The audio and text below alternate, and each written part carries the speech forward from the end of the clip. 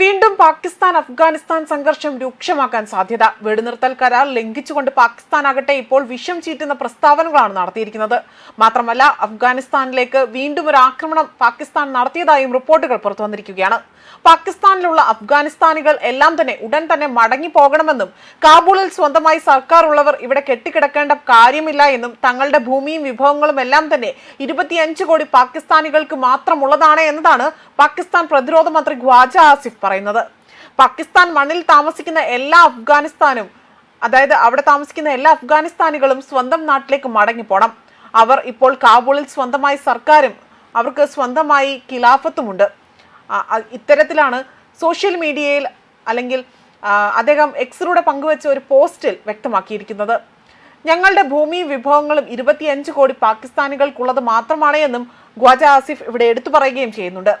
അഫ്ഗാൻ ജനതയുടെ മേൽ കൈവച്ചാൽ താലിബാൻ സർക്കാർ നോക്കിയിരിക്കില്ല എന്നും ഇപ്പോൾ പാകിസ്ഥാൻ ഇത്തരത്തിൽ കാണിക്കുന്നത് വഴി അവർ ഒരു ആന മണ്ടത്തരമാണ് അവർ കാണിക്കുന്നതെന്നും കഴിഞ്ഞ ദിവസം ഇന്ത്യയുടെ മുൻ നയതന്ത്രജ്ഞൻ കൂടിയായ അമീർജിത് സിംഗ് വ്യക്തമാക്കുകയും ചെയ്തിരുന്നു.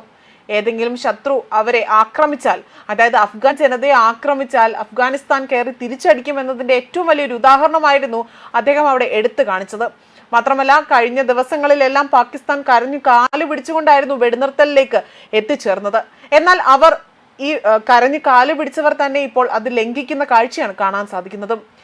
മാത്രമല്ല, ഇരു അയൽക്കാർക്കുമിടയിലെ ആ ഒരു സംഘർഷം വർദ്ധിക്കുകയും 48 മണിക്കൂർ വെടിനിർത്തൽ പ്രാദേശിക സമയം വൈകുന്നേരം 6 മണിക്ക് അവസാനിക്കുകയും ചെയ്തതിന് പിന്നാലെയായിരുന്നു ഖ്വാജ ആസിഫ് ഇത്തരത്തിലൊരു പ്രസ്താവന നടത്തി രംഗത്ത് വന്നത്.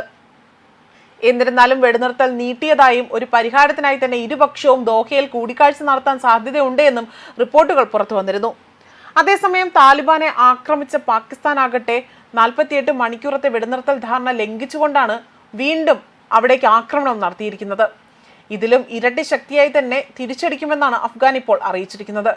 വെടിനിർത്തലിനായി കരഞ്ഞു കാലുപിടിച്ച പാകിസ്ഥാൻ ആകട്ടെ ഇപ്പോൾ തങ്ങളാണ് ശക്തരെന്ന് കാണിക്കാൻ അത്തരത്തിൽ കാര്യങ്ങൾ ചെയ്യുന്നതിന് വേണ്ടി സ്വയം അവർ തന്നെ ശവക്കുഴി തോണ്ടുന്നതിന് തുല്യമായ കാര്യങ്ങളാണ് ചെയ്യുന്നത്. ഇപ്പോൾ 3 അഫ്ഗാൻ ക്രിക്കറ്റുകാരും അതുപോലെ തന്നെ സാധാരണക്കാരും അവിടെ കൊല്ലപ്പെട്ടതായും വൃത്തങ്ങൾ സൂചിപ്പിക്കുന്നു. ഇതിൽ ശക്തമായ തിരിച്ചടി നൽകുമെന്നാണ് അഫ്ഗാൻ അറിയിച്ചിരിക്കുന്നത്.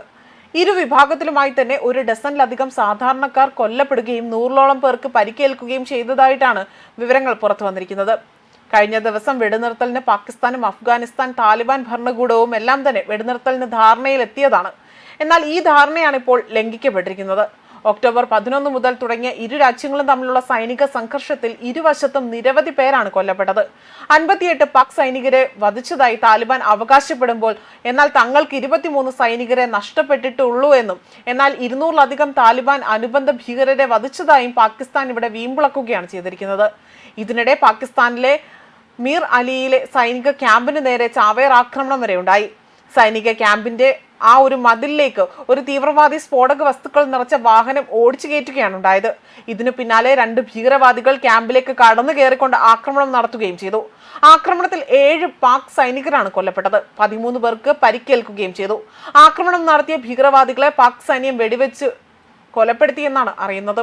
ഭീകരാക്രമണത്തിന്റെ ഉത്തരവാദിത്തം ടെഹ്രികെ താലിബാൻ പാകിസ്ഥാൻ എന്ന പാക് താലിബാൻ ഏറ്റെടുത്തിട്ടുണ്ട് എന്നതാണ് മറ്റൊരു വസ്തുത. തങ്ങളുടെ ഖാലിദ് ബിൻ വാലിദ് ചാവേർ യൂണിറ്റും ടെഹ്രികെ താലിബാൻ ഗുൽഫാറിലും ചേർന്നുകൊണ്ടാണ് ആക്രമണം നടത്തിയതെന്നാണ് ഇവർ അറിയിച്ചിരിക്കുന്നത്. ഇതിനെല്ലാം പിന്നാലെയാണ് ഇപ്പോൾ ഖ്വാജ ആസിഫ് ഇത്തരത്തിൽ ഭീഷണി മുഴക്കിക്കൊണ്ട് അഫ്ഗാന് നേരെ വീണ്ടും ഇത്തരത്തിൽ വിഷം ചീറ്റുന്ന പ്രസ്താവനകൾ നടത്തിയിരിക്കുന്നത്. ന്യൂസ് ഡെസ്ക് കർമ്മ ന്യൂസ്.